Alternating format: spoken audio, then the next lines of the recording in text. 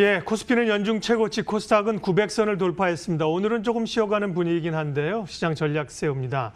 돈 잘 버는 증권맨에게 듣는다. 신한금융투자 본점 영업부 곽상준 부지점장님 함께합니다. 어서 오십시오. 안녕하십니까. 평균 물가 목표제 도입을 선언한 이후에 FOMC 회의가 이제 열리고 있습니다. 내일쯤 이제 우리 결과를 알 수 있을 텐데요. 관전 포인트 좀 알려주십시오.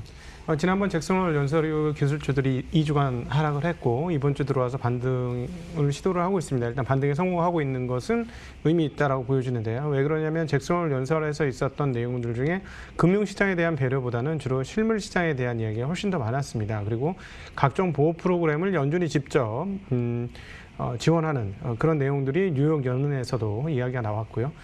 무슨 말이냐면 이제 연준의 그 관심사는 금융시장이 아니다. 특별히 주식시장은 이미 다 올랐으니 우리의 관심사는 아니다. 라는 것을 우회적으로 조금 보여주었습니다.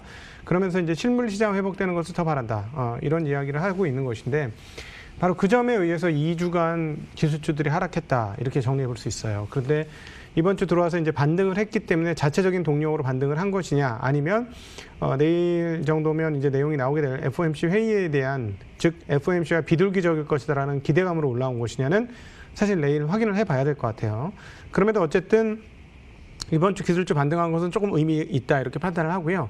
FOMC는 시장이 이렇게 견조한 상황에서 특별히 시장을 보호하고 지지하기 위한 조치를 얼마나 할 것인지는 잘 모르겠습니다. 일단 2023년 정도까지는 현재의 금리, 즉 거의 제로금리 상황들을 유지할 것으로 예상을 하고 그것들을 지금 시장에서 좀 우호적으로 해석을 한 것 같고요. 또 하나 오늘 아침에도 나왔습니다만 독일, 중국, 미국에서 나타났듯이 경기들이 조금씩 회복하는 지표상으로는 조금 회복되는 기미들이 좀 보여주고 있어서 그것을 시장에서 조금 긍정적으로 받아들이는 거 아닌가 싶습니다. 예, 환율 얘기하겠습니다. 우리 환율 볼 수 있나요? 이제 그동안 원화가 사실 생각보다는 안 떨어진다라고 얘기를 했는데 어제 1170원대 이제 들어갔잖아요. 지금은 1180원 다시 이제 오락가락하고 있는 상황인데요. 외환시장을 주목해야 되는 이유는 결국은 우리가 이제 외국인 수급과 밀접한 연관이 있기 때문일 텐데 어떻게 해석하세요? 한국 원화만의 움직임은 아닌 것 같고요. 네. 오늘 최근에 나온 게 이제 바로 가장 큰 최근의 환율과 관련된 이슈는 아베 총리의 사임이었습니다. 아베 총리가 사임을 하고 처음에 아주 급격하게 엔화가 강세, 즉 엔화 환율이 떨어졌다가 반등을 했다 다시 떨어지고 있어요. 지금 어제도 3대 주요 통화 중에서 엔화가 가장 크게 약세를 보여주면서 달러 대비는 한 0.2% 가까이 그리고 유로화 대비는 한 0.4% 가까이 강세를 보여주었는데 엔화 강세가 나타나면서 나타나는 현상 중에 하나가 중국의 위안화와 한국 원화 강세예요. 지금 그것들이 같이 이루어지고 있어요. 그래서 이렇게 된다면 지금 엔화가 강세되는 이유는 이거죠. 아베 이후에 그냥 일본 총재도 그대로고 그다음에 스가도 그대로 모든 일을 아베와 같이 하겠다라고 얘기했음에도 불구하고 현재와 같은 완화 정책을 일본 중앙은행이 할 수 있을까라는 의혹들이 계속해서 제기되고 있습니다.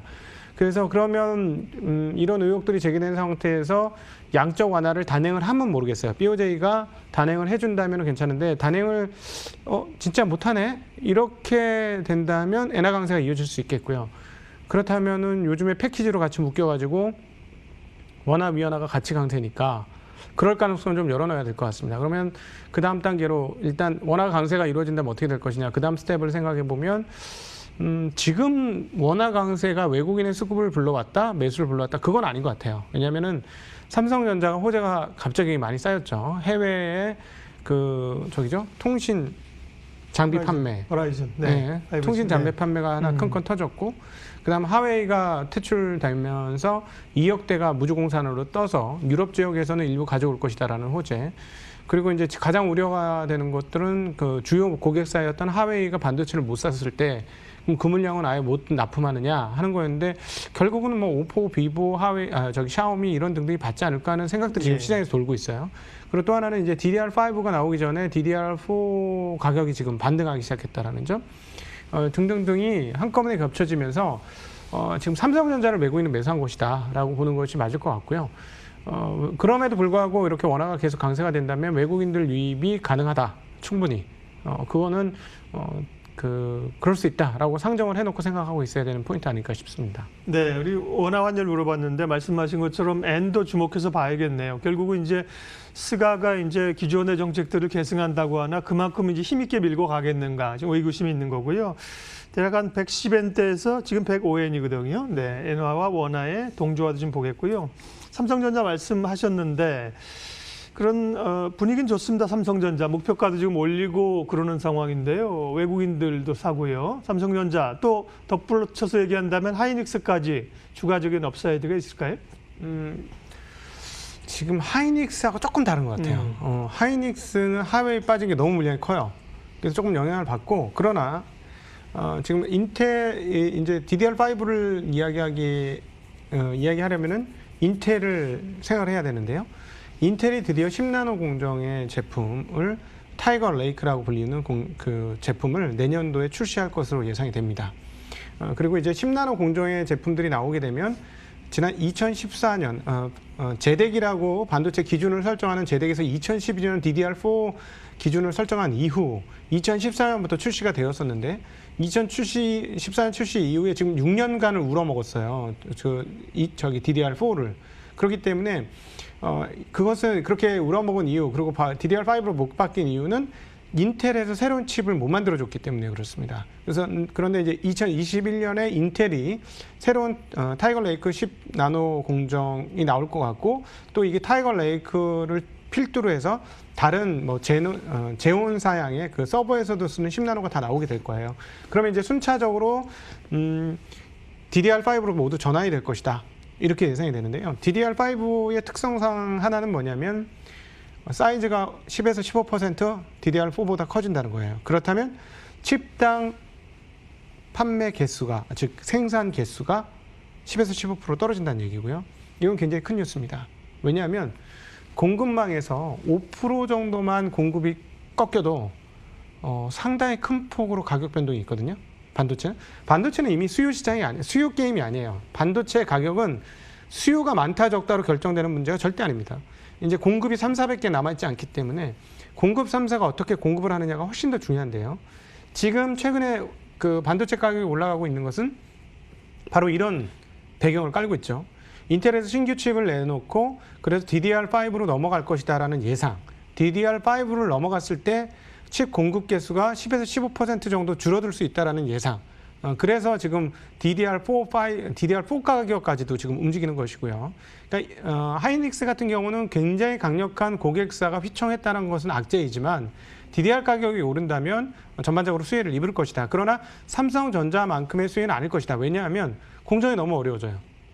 DDR5로 가면 공정이 너무 어려워져가지고 그리고 DDR5 엔드, 낸드에서도 적층 수준이 좀 달라져요. 그러니까 즉 삼성전자도 싱글 레이어라고 표현해야 되나요? 그러니까 한쪽 그 단면으로만 제작하던 거를 이게 도저히 할 수가 없어서 양면으로 가거든요. 그러면 삼성전자가 양면으로 가면 하이닉스나 이런 데는 양면이 아니라 뭐 사면 뭐 이런 식으로 공정이 늘어나게 됩니다. 그러면 삼성전자에 비해서는 좀 나쁘지만 그럼에도 불구하고 내년도에는 그동안의 메모리 가격 하락으로 인해서 어두웠던 반도체에 대한 시각들은 좀 거칠 가능성은 상당히 높다. 이런 정도로 정리해 볼 수 있을 것 같습니다. 예, 삼성전자는 그러면 이제 지금 가격대는 괜찮습니까? 네. 네, 지금 가격 뭐 올랐습니다만은 네. 내년도에 성장 가능성은 여력이 상당히 있다라고 보여지죠. 네. 실제로 DDR5가 하나 이제 변수는 하나 있습니다. 인텔의 수율이 얼마큼 나올 것이냐. 이게 중요하죠. 수율이 잘 나오면은 한 3, 4년에 걸쳐서 DDR5로 전면적인 교체가 이루어질 것이고요. 그렇다면 이제 DDR5 수요가 폭발을 하게 되는데 과거에도 DDR4가 새로 나오고 나서 관련 기업들의 주가가 상당히 좋았다는 점은 우리 투자자들이 기억하셔야 될 대목인 것 같습니다. 예, 그러면 이제 전자와 함께 전자와 연결된 이제 소부장 기업들도 관심 있게 볼 필요 있겠고요. 제조업 지표가 사실 국내는 굉장히 안 좋습니다. 체감적으로 느끼기에도 우리 굉장히 안 좋은데 미국이나 중국이나 일부 지표들이 오락가락합니다만 좀 좋게 나오는 측면이 있고요. 경기 민감주 쪽에 좀 힘을 실을 수 있는 요인일까 궁금합니다. 네. 실제로 이제부터는 그게 이제 저는 어떤 뉴스를 보고 이제 생각을 좀 바꿔야 되겠다라는 생각이 들었냐면 뉴욕에서 올해 이번 달 월말부터 일반 그 요식업체들 식당들의 그 영업을 재개하는 걸 허락했어요. 정원의 25% 한도에서. 근데 사실 뭐 여의도 점심집이나 꽉꽉 차지 일반적인 식당이 뭐 꽉꽉 차는 일은 별로 없지 않습니까? 그러니까 25% 정도의 정원을 허락해 줬다는 건 반 이상은 정상 영업이 가능하게 해줬다는 거니까요. 정상 영업이 가능하다는 건 이제 모든 것들이 정상화되면서 돌아갈 것이다라는 점이 하나이고요. 이거는 두 가지 측면이 있습니다. 뭐 백신이라든가 치료제에 대한 기대감이 있지만 또 하나는 뭐 한계 상황인 것도 분명히 있는 것 같고요. 또 다른 이 한계 상황의 또 다른 측면은 뭐냐면 이제 뭐라 그럴까 사람들이 감정적 면역이 되었다라는 측면도 있을 것 같아요. 한국 같은 경우는 굉장히 철통방어지만 유럽이나 미국은 그렇지 않거든요. 그렇기 때문에 우리보다 훨씬 더 빨리 풀어질 가능성은 있습니다. 그런 거에 대한 경계심이나 실질적인 행동들이. 그러면 이번에 뉴욕에서 푼 식당 그 정상 영업 일부 재개가 전반적인 심리를 바꿀 가능성이 있고요. 그렇다면 그동안에 상당히 어렵던 컨택주들이 다시 재부상할 가능성이 있고, 특별히 그렇다면 경기 민감주들이 훨씬 더 반응할 가능성이 높다. 그리고 한국에 이미 일부 화학업체 등을 비롯한 경기 민감주들이 움직였는데요. 잘 보셔야 될 것 같아요. 경기 민감주라고 해서 철강이 움직일 거 아니야. 잘 모르겠어요. 잘 모르겠고. 근데 최근에 이제 교용량 좀 늘고. 중국도 철강 가격이 많이 오르는데. 네. 네, 교용량이 좀 늘고 있고. 네.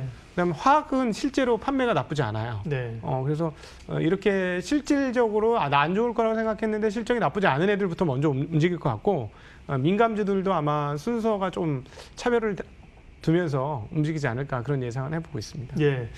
전략으로 가야 될 것 같습니다. 2400선 위쪽에서 지금 좀 말씀하신 어떤 언택과 컨택의 바벨 균형 이런 흐름도 좀 나타나는 상황이고요. 코스닥도 좀 더 강하게 붙는 상황이고, 전략 말씀해 주십시오. 네, 그 시장을 섣불리 예측하지 마십시오. 섣불리 예측하시는 분 중에 결과 좋은 거를 제가 본 적이 없습니다. 네. 그래서 특별히 개인 투자자가 세상을 다 아는 것처럼 하지 마십시오. 투자의 세계는 투자의 논리가 있습니다. 투자의 논리를 내가 완전히 익숙해지기 전까지는 투자는 약간 남의 나라 이야기라고 생각하시면서 하시되, 인간의 한계들을 꼭 극복하셔야 되는데, 인간의 한계가 가장 먼저 작용하는 게 시장에 대한 예측입니다. 그래서 예측이 틀리다는 말씀을 드리는 것이고요. 그래서 여러분들은 이제부터는 어떻게 보셔야 되냐면, 지수를 보기보다는 내가 투자할 기초자산의 그 본질적인 가치가 어떻게 되는지를 확인하셔야 됩니다. 그래서 내가 투자하고 싶은 기업의 밸류를 보란 말씀이죠? 네, 그렇죠. 네. 가격이 비싸지 않다면 뭐 지수에 상관없이 진입할 수 있고, 네. 보유하고 있는 기업도 아직도 더 이익이 증가할 수 있다면 보유할 수 있습니다. 그럼에도 불구하고 갖고 있는 게 밸류에이션이 높다, 즉 가격 가치가 고평가되어 있다. 그렇다면 뭐 비울 수 있는 용기도 지금 필요한 시점 아닌가 싶습니다. 예, 돈 잘 버는 증권맨에게 듣는다. 신한금융투자본점 영업부 곽상준 부지점장님 함께했습니다. 고맙습니다. 네, 감사합니다.